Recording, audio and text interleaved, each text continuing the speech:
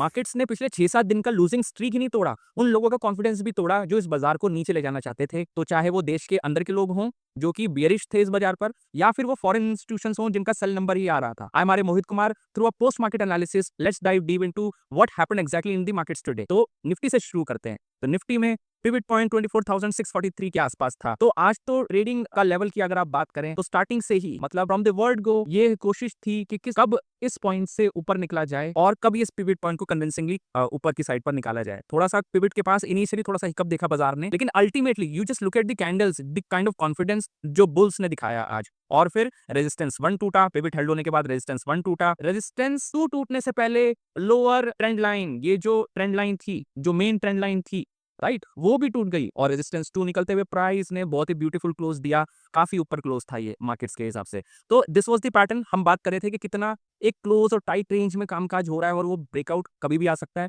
Ultimately बाजार ने आज वो ब्रेकआउट दे दिया और प्राइस ने ये एक बुल्स ने डिसाइड कर दिया कि अब no more selling in the markets today.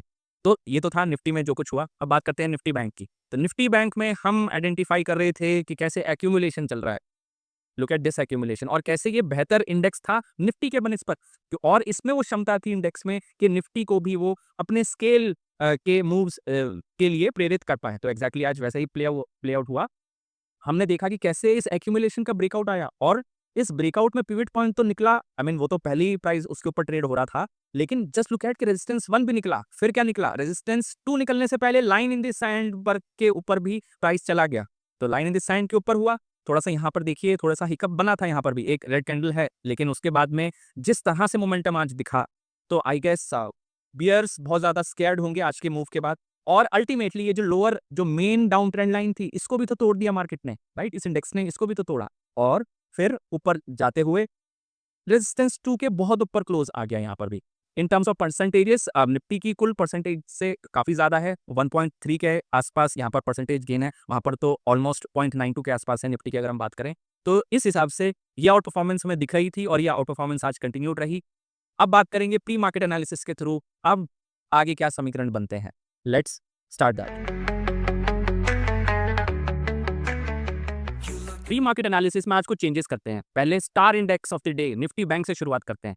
Nifty bank में पिवट पॉइंट ऑफ 55,112 के आसपास शिफ्ट हो चुका है, which is this yellow line.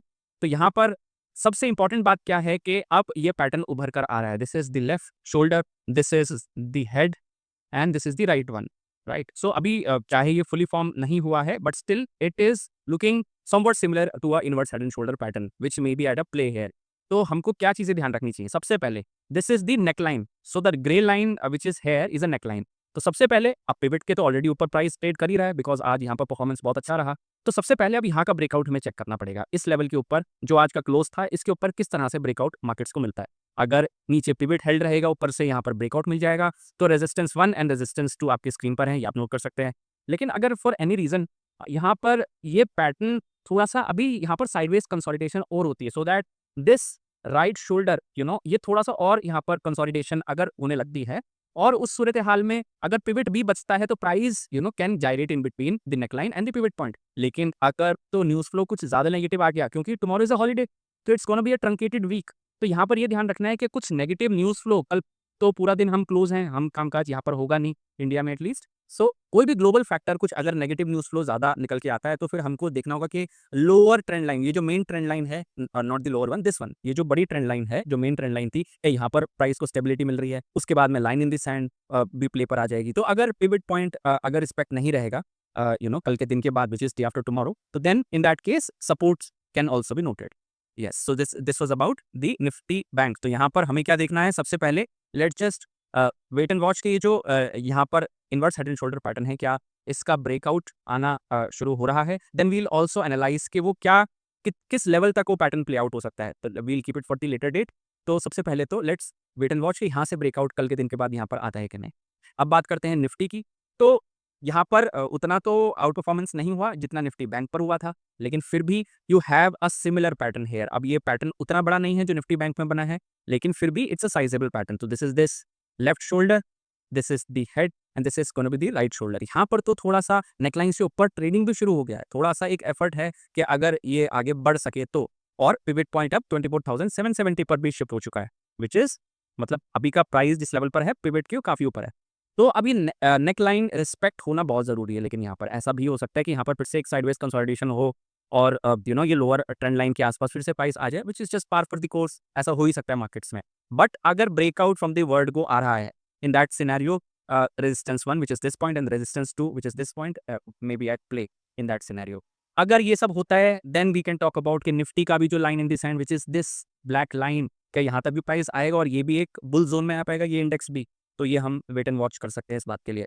अब अगर कुछ भी नेगेटिविटी होती है क्योंकि tomorrow is a holiday like I said, day after tomorrow if we have some global news flow which is not supportive, तो अगर सपोर्ट नहीं रहेगा और ये trend line downward trend line भी अगर नहीं रहता उस केसेस में supports could be at play which is this these are the points support 1 and support 2।